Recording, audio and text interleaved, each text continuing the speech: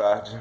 Bom, eu tava vendo um vídeo que eu gravei aí há um tempo atrás, acho que um ano, e eu acabei não concluindo. Então eu achei uma falta de respeito eu não concluí a respeito daquilo que eu comecei, né? Porque pessoas quiseram ou demonstraram interesse em saber como terminou isso aí.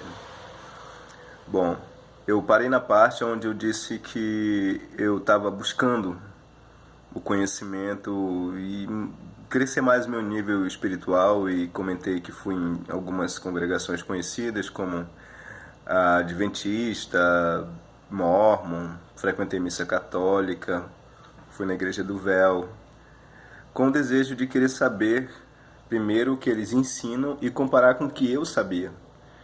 Ou seja, eu queria ter certeza que eu estava no caminho certo, porque mediante um país onde tem mais de 20 mil denominações, milhares de crenças divergentes, eu preciso ter a convicção que eu tenho o entendimento exato da verdade. Porque a Escritura é muito clara quando ela diz que é da vontade de Deus que todos venham ter o conhecimento exato da verdade.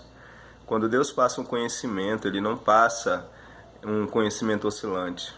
Ele passa um conhecimento exato. Então, nessa sede de querer o conhecimento exato, eu frequentei várias situações. Como eu falei, a mais ali que eu me aprofundei foi a pentecostal, até porque foi de lá que eu vim. Ou seja, era uma mistura de pentecostal com adventista, porque era uma igreja pentecostal que guardava o sábado. E muitas outras situações. Mas assim, eu cheguei aí numa dessas, mas teve uma que eu tinha certeza que lá não tinha nada para ensinar. Eu tinha certeza assim, bom, ali eu já sei o que tem lá, né? Não tenho por que perder meu tempo. Ou seja, eu cheguei aí numa congregação católica, assisti missa, mas não fui nessa. De quem é que eu estou falando? Das Testemunhas de Jeová. Porque há muito tempo eu ouvia falar sobre a crença deles, então para mim não tinha nada para ensinar. Mas eu não queria ter aquele pensamento preconceituoso. Até que teve um dia que eu topei um estudante. Topei um estudante e comecei a indagar algumas crenças, assim. Entre eles eu fui na parte que diz a respeito do dízimo, né? Questionei nesse ponto aí. Falei assim, vocês não cobram o dízimo, mas a Bíblia não fala claramente sobre o dízimo.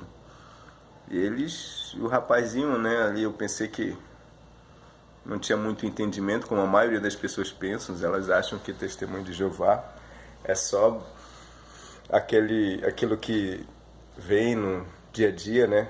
Bate na porta, faz aquelas perguntas suaves que todo mundo sabe a resposta. Você acha que o sofrimento um dia vai acabar? Você acha o que causa as guerras? E acha que assim, que eles estão ali somente com aquela parte superficial, e alguém que já tem um certo conhecimento pensar, vou já dar uma surra de Bíblia no coitadinho. Foi o que eu pensei. E pelo fato de ser um estudante, eu fiz essas perguntas para ele sobre o dízimo e ele foi muito tranquilo, sabe? Não despertou nenhum debate nem nada, mas as respostas dele foram simples e diretas. Eu não perguntei sobre o dízimo, ele só disse claramente que não praticava, porque o dízimo era uma prática claramente vista como da lei mosaica. E como questionar isso, né? Aí eu fui mais a fundo, né? Já que eu não queria entrar num assunto mais profundo sobre lei, graça e tal, e que o dízimo vem antes da lei, etc. Eu digo, então tá, vou logo num dos principais argumentos que eu via e até falava. Quando eu disse assim, tá, mas me diz aí, se não tiver o dízimo, porque só as ofertas não dá, mas se não tiver o dízimo, como é que vai manter a obra? Hã? Todo mundo sabe que precisa manter a obra. Sabe o que ele disse? Ele disse assim, você já ouviu falar que Deus é o dono do ouro e da prata? Eu disse, sim, já ouvi falar. É bíblico, tá lá e tal, Ageu, né? Eu disse, pois é. Aí eu queria lhe fazer uma pergunta. Aí eu, é comigo, pode mandar. Como é que o dono do ouro e da prata não daria condições para manter sua obra na terra? Eu sei que essa pergunta acabou comigo. Muitas pessoas poderiam ter outras e outras respostas, mas particularmente acabou comigo. Porque quando ele disse assim, que como o dono do ouro e da prata, porque esse primeiro ele mostrou que não era uma prática cristã o dízimo, era da lei. Então eu ia ter que arrumar argumentos bíblicos para provar que não era da lei, sendo que a própria Escritura diz isso, né? Hebreus 7,5 diz que todos que recebem o sacerdócio têm ordem, segundo a lei, de cobrar o dízimo do povo. Ou seja, é cobrado segundo a lei. Que lei? A lei de Cristo? Não foi Cristo que estabeleceu o dízimo, foi a lei lá atrás. Ah, mas Abraão deu dízimo, Jacó deu, sim, todos eles, mas não era mandamento, deram por voto. Ou seja, fizeram votos e entregaram o dízimo. Nem sei nem para quem eles entregaram. Porque lá ainda não definia órfão, viúva, necessitado, levita, o estrangeiro. Pois é, fizeram por voto. Então todo mundo que usa essa questão do dízimo antes da lei, usando Jacó e Abraão, está criando um contexto errado, porque o contexto ali é pessoal. Voto, qualquer um pode fazer. Paulo fez um voto que teve que raspar a cabeça. E aí? Será que eu vou fazer a congregação raspar a cabeça porque Paulo raspou a cabeça? Então, ele foi oficializado na lei, claramente. Então, a gente percebe que eu, pelo menos naquela hora, não tinha um argumento convincente para questionar essa questão sobre o dízimo ser da lei. Olha que quadro bonito, hein? Minha amada que fez. Bom, continuando para não ficar muito longo, ele disse assim... Espera aí que tem um telespectador aqui que tá... Não preocupa não, que aqui é tudo improvisado. O mais legal assim. Pois é. Então ele pegou e disse isso, fiquei sem resposta. Ele falou assim, você não quer fazer uma visita pra gente todo domingo? Tal hora a gente tá lá. E eu, tá bom, beleza. Então vou lhe aguardar lá. Tá, mas só que quando eu fui falando era aquele assim de alguém que já quer desligar o telefone. Sabe quando você tá falando com alguém e a pessoa começa, tá bom, e você, não, tá, pode deixar. Você já sabe que ela quer desligar. Pois é, então eu comecei com tá. Mas quando chegou o dia, eu fiquei muito incomodado. E eu tive que cumprir. Olha, peraí. Eu tive que cumprir. Um gatinho nascendo assim. Peraí. Eu voltei. Já. Eu me lembrei daquele verso de Mateus 5,38 que diz assim: seja, porém, o vosso falar sim, sim, não, não, que passadice é procedência maligna. E eu tinha dado meu sim, sim. E então eu fui compungido a cumprir. Eu fui.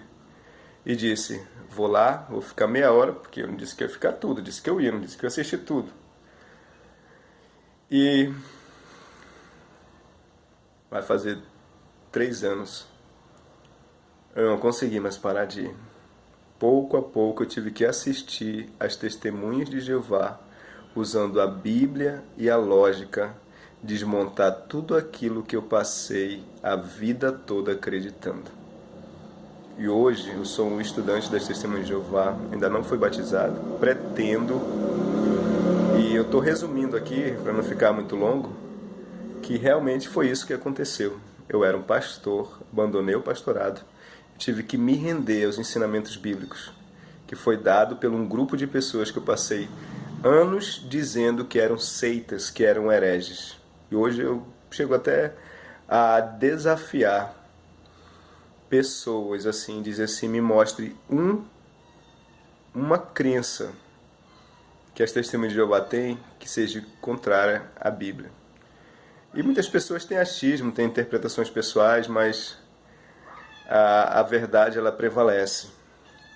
Então eu vou finalizar esse vídeo aqui, eu precisava dessa resposta para pessoas.